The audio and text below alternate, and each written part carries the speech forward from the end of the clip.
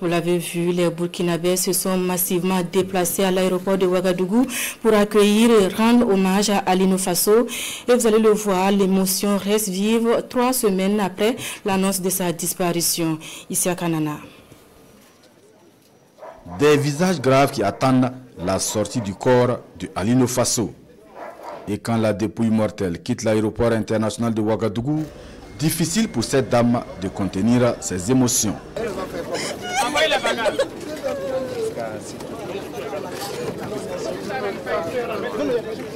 C'est dans cette ambiance de tristesse et d'amertume que le corps de Alain Christophe Traoré, alias Alino Fasso, est accueilli cet après-midi ici à Ouagadougou. C'était un ami virtuel et il a déjà répondu vraiment favorablement à une doléance. Et rien qu'à voir comment il s'est comporté sur les réseaux sociaux avec les gens, ses œuvres sociales et tout, je trouve que c'est vraiment injuste la façon dont il est parti. Mais voir son corps arriver aujourd'hui, voir le cercueil, c'est déjà un soulagement. Ce monsieur, nous le connaissons. Il n'a jamais tué une souris. Il n'a jamais prononcé un mot où un enfant pleure. C'est un monsieur de consensus, c'est un monsieur de rassemblement qui a été lâchement assassiné. Un homme de rassemblement. Pour l'accueil de son corps, ils se sont fortement mobilisés. Des acteurs culturels, ceux de la veille citoyenne, des activistes panafricains, des parents et amis, l'ensemble de sa communauté virtuelle, tous sont là. La mort appartient à l'homme, le suicide ou l'assassinat appartient aux hommes qui l'ont fait, mais le corps appartient à sa famille, appartient à son pays. Donc dans tout, que ce soit au plan juridique, que ce soit traditionnel, ce n'est que justice que son corps revienne au Burkina pour reposer sur sa terre. Le camarade, c'est vrai qu'il est africain, il est burkinabé, mais il a déporté ses œuvres caritatives partout en Afrique. Donc,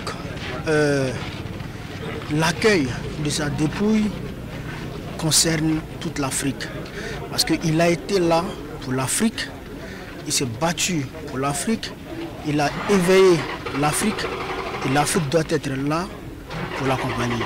Ce rapatriement de la dépouille de Alino Fasso est donc une victoire d'étape qui devrait contribuer à la manifestation de la vérité sur sa disparition tragique. Le résultat de la mobilisation des autorités et de l'ensemble du peuple burkinabé. Et j'avoue que l'ensemble de ces actions mises ensemble ont permis que le corps de notre héros, de ce altruiste hors pair, qui a travaillé nuit et jour pour l'intégration des peuples ivoiriens et burkinabés, c'est une note d'ingratitude très salée, difficile d'avaler, que l'homme qui était l'artisan de l'intégration ivoiro-burkinabé soit assassiné parce que le corps va parler et le corps peut parler. On va continuer à demander justice pour Alino Fasso parce que ce que l'État ivoirien a avancé ne tient pas. Cette thèse ne tient pas. Donc on va continuer à demander justice pour qu'on puisse avoir vraiment de la lumière sur cette affaire. En attendant d'élucider toutes les circonstances de la mort de Alino Fasso, c'est une foule qui accompagne le cercueil drapé des couleurs nationales de l'illustre disparu.